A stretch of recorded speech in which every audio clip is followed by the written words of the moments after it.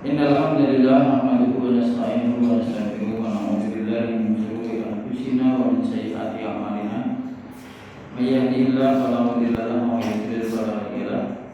Asyhadu an la ilaha illallah wa asyhadu anna Muhammadan abduhu wa rasuluh. Amma ba'd. Wa ya ayyuhan nasu taqullaha haqqa tuqatih wa la tamutunna illa wa antum muslimun. Bapak Ibu, adik-adik sekalian, jamaah sholat maghrib di Masjid Baitul Falah yang dirahmati Allah Subhanahu wa taala. Sebelumnya marilah puja dan puji syukur kita panjatkan kehadirat Allah Subhanahu wa taala yang telah mengaruniakan kepada kita banyak kenikmatan yang sehingga kalau kita menghitungnya tidak akan mampu saking banyaknya. Selanjutnya salawat dan salam kita tujukan kepada beliau junjungan Nabi besar kita Muhammad sallallahu alaihi wasallam. Pada malam hari ini saya akan menyampaikan hadis ke-6 dari kitab Arba'in Nawawi, yaitu tentang halal dan haram. Saya bacakan hadisnya dulu. An Abi Abdillah Nu'man bin Bashir radhiyallahu anhu Kami Rasulullah sallallahu alaihi wasallam yaqulu innal halala bayyinun wa innal harama bayyinun wa bainahuma umurun mushtabihat la ya'lamuhunna katsirun minan nas faman ittaqa bisyubhat faqad istabra li dinihi wa ardih wa man waqa'a bisyubhat waqa'a bil haram qara'iyata haula bima yushaku ayyata bi ala wa inna likulli malakin lima ala wa inna himallahi maharimu ala wa inna fil jasadi mudghatan idza salahat salahal jasadu kulluhu wa idza fasadat fasadal jasadu kulluhu ala wa hiya al-qalbu. Rawahu Bukhari wa Muslim. Hadis dari Nu'man bin Bashir.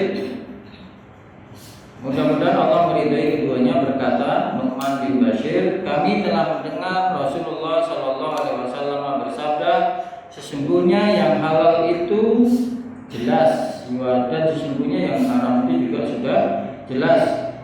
Dan bainahuma, di antara halal dan haram itu ada perkara-perkara mustabihat namanya, artinya samar-samar. La ya'lamuhunna katsirun minan nas, tidak mengetahui kebanyakan yang syubhat itu dari manusia. Paman ittaqa bisyubhat, barang siapa yang terjaga dari perkara syubhat, maka dia telah menjaga agamanya dan kehormatannya. Wa man waqa'a bisyubhat, namun barang siapa yang terjatuh dalam perkara syubhat, maka sama halnya terjatuh dalam perkara yang haram. Sebagaimana seorang penggembala yang menggembalakan di sekitar kebun, kebun atau di sekitar batas terlarang, kemudian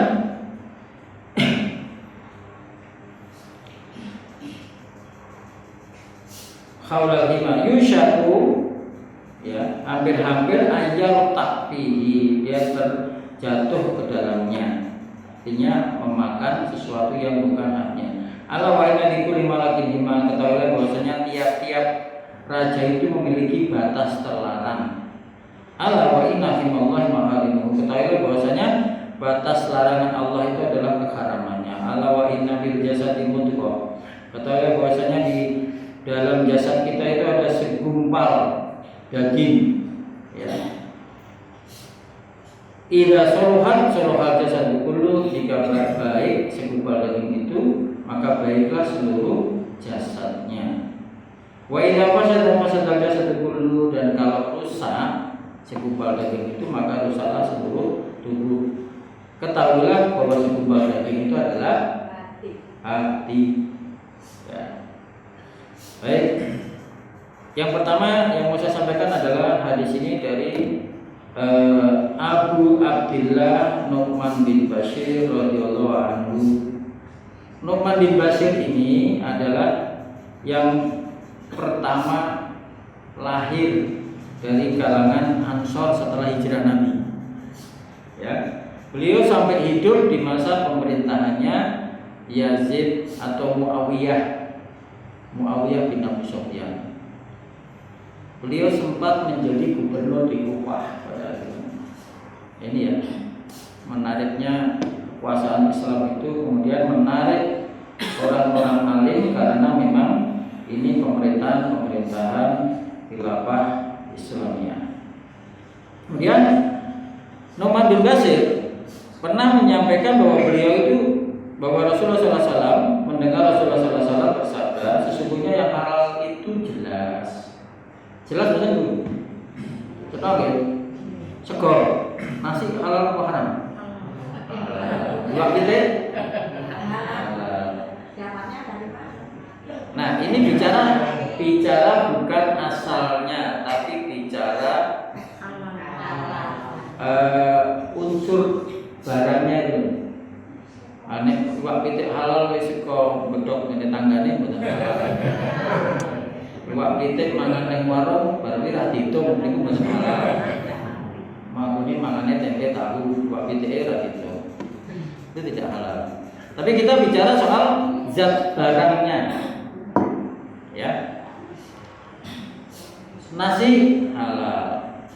Iwak pitik halal. Iwak wedhus halal. Ya kan? Sekali lagi jangan bicara asalnya ya. Ini zatnya, barangnya halal. Babi haram jelas. Sudah. Saren haram. Saren itu haram. Ngerti saren toh? Terus apa lagi yang haram? Minuman keras haram. Sing diarani ciwi haram. Jelas. Intine Kanjeng Nabi itu ngendika sing halal kuwi jelas cetok, sebab nek ra cetok mesti takon karo wong sing ngerti. Ya kan? Sing haram ya cetok, wae. Nek ora ngerti, ora mudeng takon karo wong sing mudeng. Wong saiki oke wong ngerti agama, oke ustaz, oke kiai, ora iso takon karo tanggane, takon ning media sosial, lewat WhatsApp, lewat Facebook, lewat Instagram dan sebagainya bisa dilakukan. Dan terus perkara halal bisa menjadi haram. Ini saya masuk komenkan kepada persoalan niat. Ya. Contoh, ya ini cacing orang.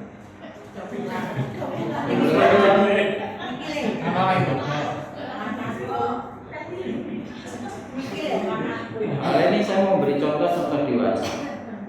Suami istri halal. Suami istri itu berhubungan halal enggak? Halal deh. Padahal dudu apa-apane maune sudah dihalalkan dengan kalimat Allah. Angkah tuka wa zawaj tuka bimarin kada wa kada al-madkur halal. Qabil tu nikah wa taswijaha bimarin kada wa kada. Wis Arab yang wis halal ya. Terus ngumpuli istri, ya toh. Bayangin Luna Maya. Hati-hati Pak, Dek. Hati-hati Pak. Ngumpuli bojone, ya toh. Bayangke semua meneh. Ayu Ting Ting. Nah, ngumpuli bojone bayangke artis cantik. Niku dadi haram. Oh, kita terus bener ya.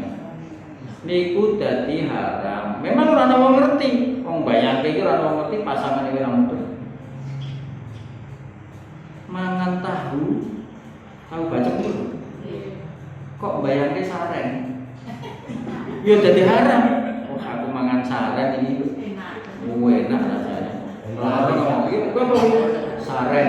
Apa sareng? Padahal tahu bahasa enggak boleh nih. Neng semali orang berlaku mangan iwak babi kok dirasake kaya iwak pitik. Mangan apa babi? Tak nyati mangan iwak pitik enggak boleh. Tidak berlaku, tetap haram. Sing dipangan iwak babi. Masa ngumpuli bojone wong bayange bojone dhewe. Boleh enggak? haram jelas dudu apa-apane kok sing dibayangi bojone ora berlaku. Kamangkone ngumpuli bojone iki bayangi artis ayu kuwi dadi haram. Saniki kula tanglet jenengan bojone ngerti bojone sampean kuwi kelakuane kaya ngoten anyel kok. Wah, anyel to. Berarti nyambung to. Haram to.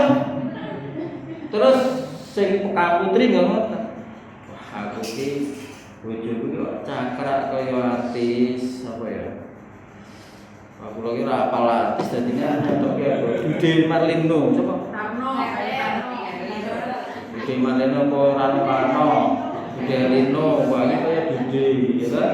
Terus dibayangkan istrinya kumpuli suaminya berarti itu ya iki artis ya kan?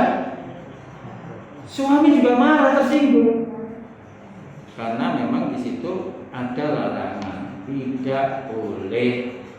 Nah, itu sesuatu yang halal bisa menjadi haram adanya. Tapi ngombe bir ditakoni jare ngombe sirup ya merubah haram jadi halal boten. Terus ngombe ciu diomongke iki obat batuk.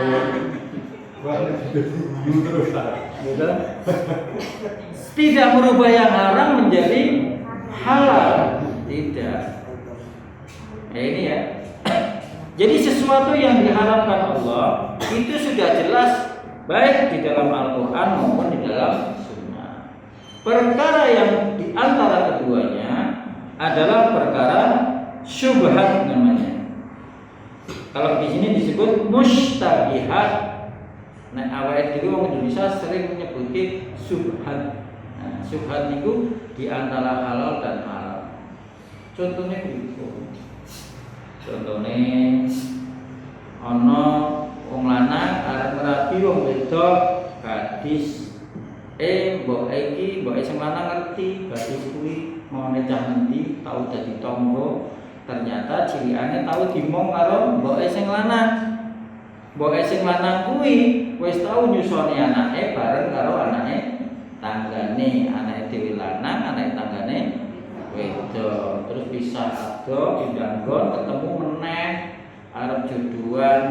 Saudara sepersusuan itu haram dinikahi.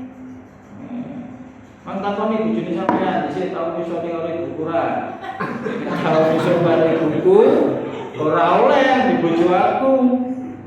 Ngoten. Wes kebacut yo tenanan apa ora iki. Saudara sepersusuan itu tidak boleh dinikahkan. Ya. Lah kemudian terjadi perdebatan di sini. Tetangganya ada yang menyaksikan, loh, kuwi anaknya apa to? Gendok kae to. Iya, cilik anake yo perlu ngomong. Lah yo iki ceritane seneng karo anak lanang. Iki arep dilamar, lah kok mbokku apa aku kok kelingan dhisik kowe nyusoni bocah kuwi. Ah mung sak cucupan, rong cucupan. Ora yo, Bu yo. Wis pirang-pirang mosok ditinggal karo wong tuane kae lho, diriteke kena nangis terus mbok susoni. Ah memang ping 7 wae ono. Ya, terjadi perdebatan, disusoni orang dan sebagainya. Terjadi apa namanya? Barang subhat. Tonggone kok nek rada-rada ngomong ora to, ora tau kok empong kok. Sing mongke ora kae yune kae. Ya to rewange kae dan sebagainya. Ini terjadi perdebatan namanya perkara subhat. Kalau sudah diberitahu ini perkara subhat, maka barang siapa yang terjaga dirinya dari perkara subhat, maka dia telah menjaga agamanya dan kehormatan dirinya. Ya. Ini kadang-kadang ini orang kampung boten saya gagas nih. Sing pek nggon iki sing hati-hati. Umure padha nek ora padha ya ora apa-apa. Sing lanang dulure akeh. Ya ta? Nek nyusune ra kudu bareng karo awake. Mungkin karo adine, barangane adine sing nomor 3, cilikane timong, tau disusoni, lha kok disenengi karo masne. Lah lho ora oleh. Mboten parah. Saestu iki perkara serius. Ya, dalam agama itu saudara sepersusuan itu tidak boleh dinikahkan. Karena sudah tercampur air susu dari satu orang ibu itu menjadi darah. Jadi sedulur. Nah, maka dari itu masuk dalam perkara syubhat. Yang kedua, ada orang mengatakan bahwa iwak pitik sing diarani halal ki mau. Ternyata karena syarat ayam untuk disembelih yang menjadi halal itu kan harus disembelih dengan menyebut asma Allah. Lah ana wong kondo aja tuku pitik ning kono wong kae ora tau salat ndonga bismillah ora iso. Kamu kok beli pitik pirang-pirang. Ada? Weh, aku baca langganan kono. Ya wis coba tanya-tanya lagi. Ya kan? Aku ora dhewe bismillah, ora dhewe bismillah. Ini jadi perkara apa namanya? Syubhat lagi. Ya. Sehingga ada di antara kita ini yang sangat berhati-hati dalam menjalankan agama ini, mangan kita ini ratu kulit belah dhewe iki sampai ora belum. Tunggu pitik yang pasar, campur pitik tiren, mati kemarin, dicampur, digodok, dicampuri kecap, betul, dibelah-belah, dasar dewi disuduki lagi. Halal apa haram ini?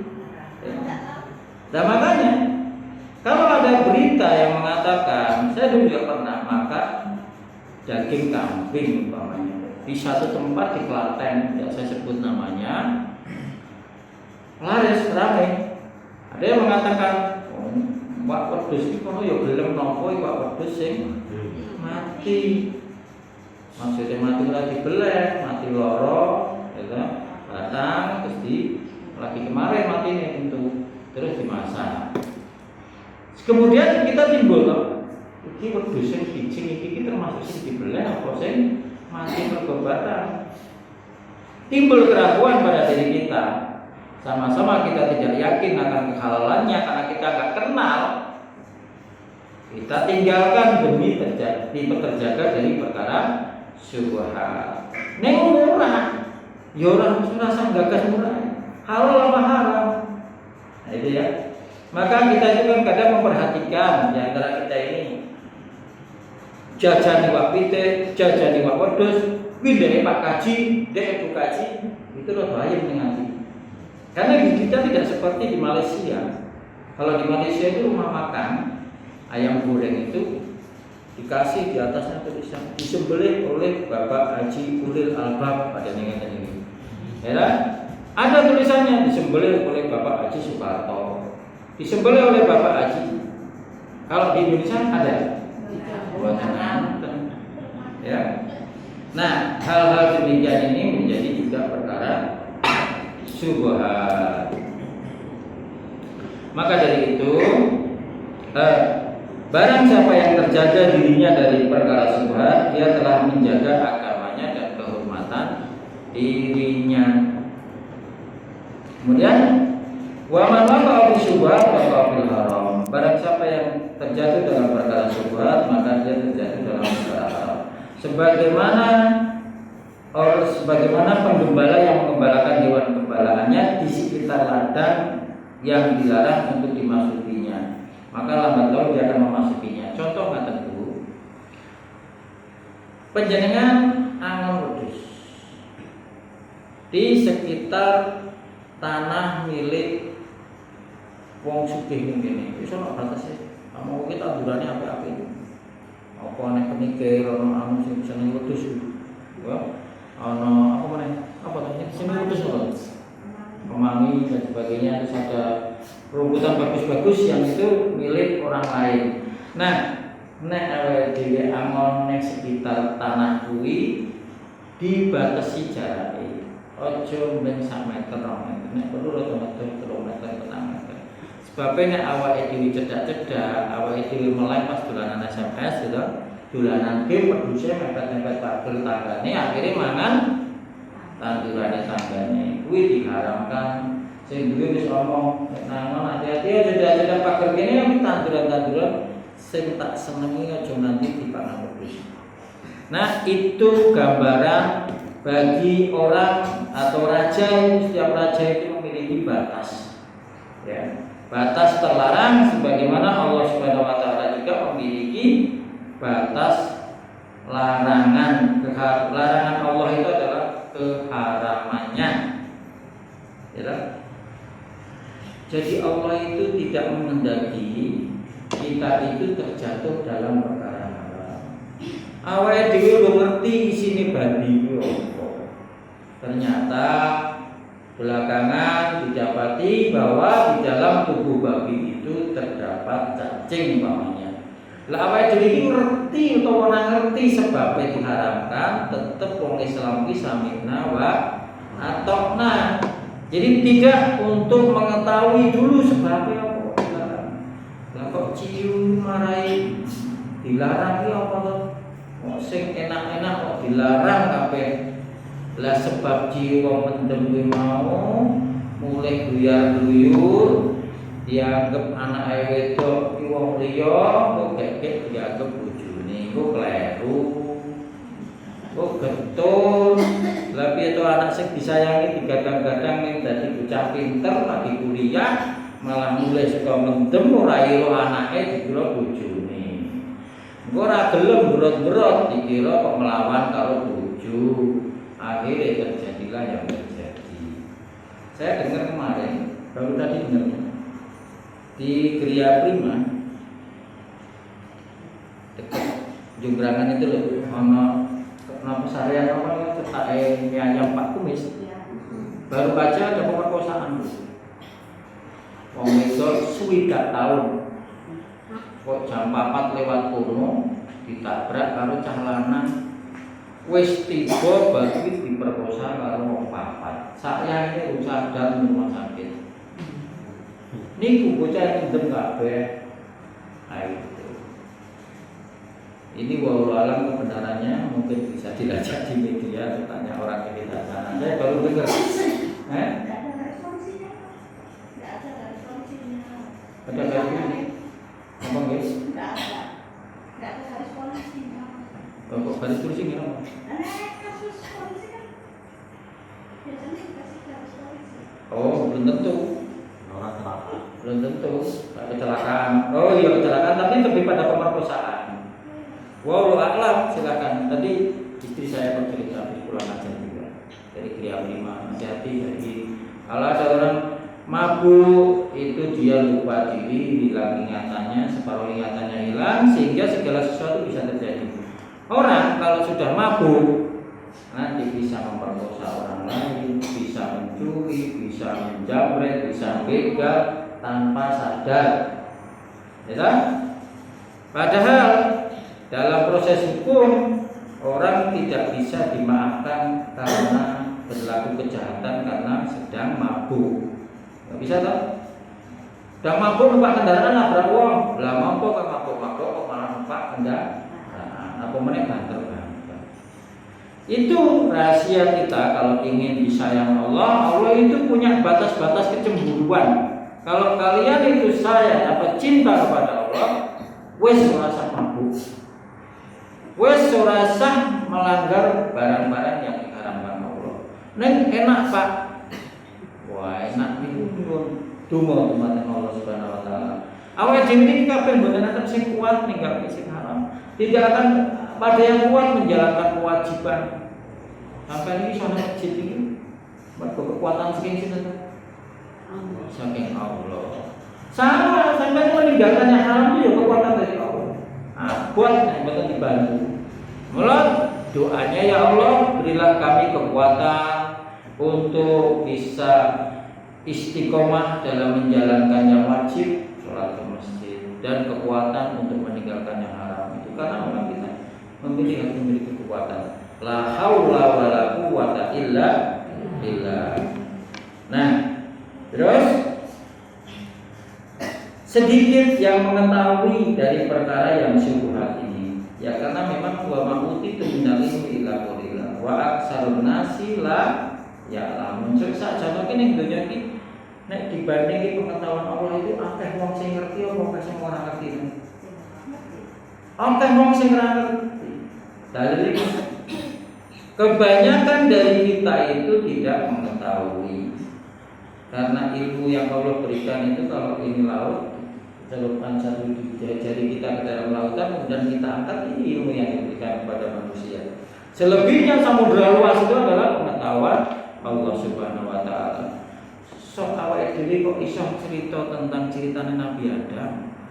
Kamu kok kalau Nabi Muhammad selisih 1500 tahun. Kok iso cerita tentang Nabi Nuh, kok iso cerita tentang Nabi Ibrahim. Al-Qur'an bu jawabannya. Sing ngungkap iku Al-Qur'an. Sampai-sampai soal Isa ibnu Maryam itu pun diceritakan dalam Al-Qur'an. Soal wong Nasrani iki seneng atau ora seneng, wong Islam kudu ngerti soal ceritanya Isa ibnu Maryam. Ya. Bahkan Maryam itu waktu Nabi Isa diangkat ke langit, beliau masih hidup, kemudian sampai 5 tahun kemudian masih hidup. Beliau itu sempat ya, kemudian diberi ilham oleh Allah Subhanahu wa taala, diberitahu keberadaan Isa, bahwa Isa itu diangkat ke langit dan sampai sekarang masih hidup. Isa itu nggak pernah mati. Yang akan turun nanti pada hari kiamat. Nah, Allah lebih banyak tahu. Kemudian tadi bercerita soal saudara persusuan, perdebatan yang nggak selesai, nggak tahu. Yang tahu hakikatnya adalah Allah. Terus yang terakhir itu apa? Bahwa di dalam diri kita ini ada segumpal daging. Jika baik, maka baiklah seluruh tubuh. Nek wong Jawa kuwi ngarani atine apik lan atine elek. Kuwi wonge rupane elek ning atine apik. Kuwi rupane apik ning atine elek. Kuwi ayu ning elek atine ya. Iki bocah iki ya atine apik gitu ya. Itu loh, ngaten-ngaten itu. Bukan hati secara fisik, tapi isi daripada hati. Ya. Mungkin memang ya, tekone iki memang apik atine iki.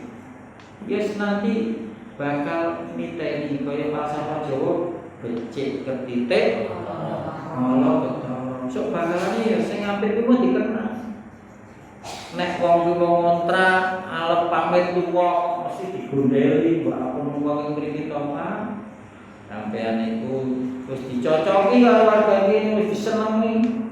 Ya ta? Ning nek sing atine elek sehingga kelakuan elek, nek kira-kira arep lunga saka desa kene wis kok ora biyen wis kono ya. Wong kok dadak pamit wis kono. Ya rasa kono. Aku wis sepet nyawang kowe iki pisan.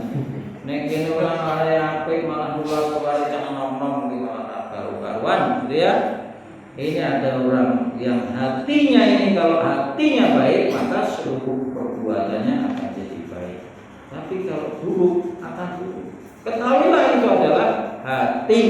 Innallaha la yanzuru ila suwarikum wa ila ajsamikum walakin Allah yanzuru ila qulubikum. Allah itu tidak melihat kepada jeleger-jeleger rawamu kuwi mau, jisim-jisimmu kuwi mau.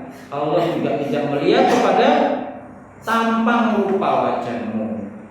Tapi yang Allah saksikan adalah hati. Ya. Innallaha la yanzuru ila suwarikum wa ila ajsamikum walakin Allah yanzuru ila qulubikum. Kepada hati itu yang paling asasi. Ya. Orang beriman itu kalau dia mendapatkan nikmat, dia bersyukur kepada Allah, dan syukur itu kebaikan. Nek mendapatkan musibah, dia dan sabar itu juga kebaikan. Makanya orang beriman itu selalu dalam keadaan baik. Jadi kalau kita ditanya, bagaimana kabar? Alhamdulillah bil khair. Alhamdulillah saya dalam keadaan baik-baik. Loh, jadi ini menimpa musibah. Aku bersabar dan sabar itu juga jadi keberkatusan. Iya, kuwi musibah. Iya, neng aku sabar dan sabar itu baik. Jadi ku balik untuk dunduman dana tol. Kalau lewat Klaten, neng ora lewat sini. Ono. Karanganom. Karanganom. Karanganom. Tombok pulau, mboten pulau. alhamdulillah aku ya rezeki nomplok. Dene sawah kudune payu 200 300 juta kok masih bayar karo tengah. Jadi apa itu? Nggih. Apa tonggo kula. Kula cerita ke tonggo kula. Doleh tol, ya toh? Wih, rezeki. Alhamdulillah. Maka saya katakan ditanya, bagaimana kabar? Alhamdulillah. Karena apa tuh? Ya, mau titipan Insya Allah. Aku nek darane seneng ya seneng, ya sono susah biasanya nanya kalau duit kok iki malah arep ketibanan duit. Sakmono kuwi sok arep gowo aku piye carane? Ya tak simpen ning omah semana digraya. Tak simpen ning bank, boleh gowo ning bank piye? Kok gak ada salamu, Pak. Ya ta? Kok jenengan syukuri mawon mboten oleh tol menawa nggih. Nek sing oleh tol kuwi kompensasi. Jadi kenikmatan yang Allah berikan kepada kita dalam berupa apapun itu orang beriman itu syukur. Syukur niku boten mengucap alhamdulillah pas glegek entok boten. Jadi awake dhewe iki menyukuri itu dengan cara memanfaatkan yang Allah berikan itu sebagiannya untuk zakat. 2,5% rezeki itu dizakatkan. Kalau itu penghasilan biasa. Selebihnya dipakai untuk infak dan sedekah. Namun dibuat api-apian omah, api-apian motor wis balik. Apa kuwi mau entek ning donya. Nek dienggo infak sedekah, kuwi harta yang sebenarnya akan kekal mendampingi kita sampai alam kubur, lemo mati. Kan ngono. Nek dunya wis piro? Awake dhewe ngeleh ngelak, saya ngopo nek pas-pasan iki. Nek pas poso jam 5 sampean dolan ning pasar, kira dapat sak jimbong kaya arep puyung kabeh. Wah iki gambarane donya ngoten iki. Nggih betul. Nggih. Tenan iki, tenan iki. Istenono. Lah puyung kabeh iki sak dhewe tenan. Bahasan tengah omah kaya sak mangga wis belajar wis pun apa-apa nek boten pun apa wis ora meneh. Ini donya ki emang semangat niku. Apa yang turuti ya nafsu ini. Oh alah, dhisik sing ora duwe pit motor, jare pas ngepit ingkrik. Bisa pit motor wah enak pit motor. Bahkan numpak pit motor, awan krasa panas-panas liwat mobil ono AC ini iso cekak-cekak biru kajane iso ngene-ngene ajep. Aku panas kaya ngene. Ndah kaya gini nek aku iso tuku mobil. Lah kok setahun kemudian ditukok mobil. Tukoke mobil cari sing kepet. Tukoke AC ya kan. Wis ganti Avanza sing apik karo mobil sedan cek telenyer-telenyer lha kok gunjal-gunjal mobil kok ora obah. Mobil lu kan.